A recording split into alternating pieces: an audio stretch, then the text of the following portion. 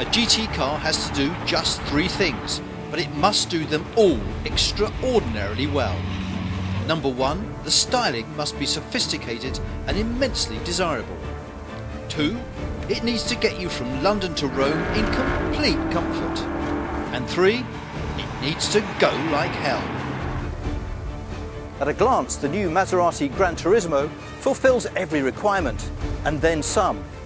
Just look at this front end with its deep new grille, the classic Maserati Trident, the long bonnet with its V-strakes, and the 3 air intakes on each front wing.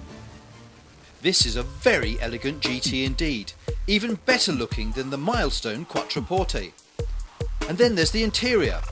A real feeling of craftsmanship is apparent, with superb leather and a sense that this car is hand-built rather than shoved down a production line. Of course, it wasn't so long ago that Maserati buyers would have paid extra for a car that had production line quality, but that's far from the case today. The Gran Turismo really does give the impression of a very high quality product. And it will get you from the top to the bottom of Europe at very high speed indeed. You could even take a couple of adult passengers in the rear seat, something that's impossible in an Aston Martin, a Jaguar XK or a 911. Mind you, you may have to leave some of their luggage behind. Like the Quattroporte, the boot space is somewhat challenged. But for me, the real issue is the seat comfort.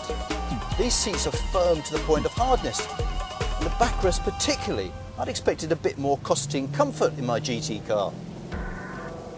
Perhaps the performance will forgive this. There's 400 brake horsepower to play with from the 4.3 litre V8. These days that's impressive, but not super impressive.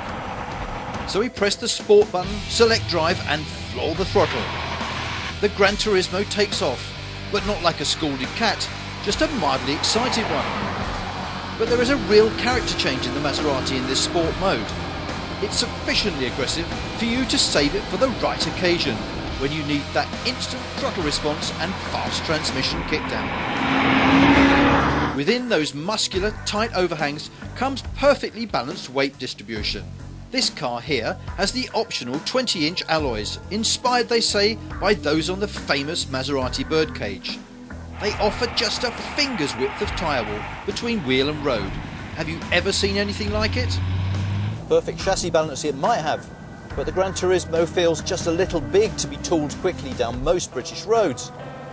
Where it excels is on big, fast, high-speed sweepers, when you can find them. A traditional 6-speed automatic transmission is standard in place of the horrible Cambio Corsa system of the past. This new gearbox isn't, in theory, as sporting, but the reality is different. There's a brilliant paddle shift system when you want manual changes and lightning smooth responses in auto. At its most extreme, the Gran Turismo will reach 62 miles an hour in 5.2 seconds and stretch its legs tantalisingly close to 180. Fast enough for you?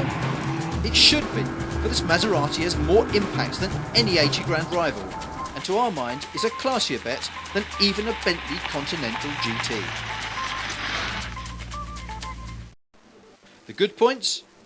There's that gorgeous styling, the superb paddle shift transmission, and the fact there's genuinely room for 4.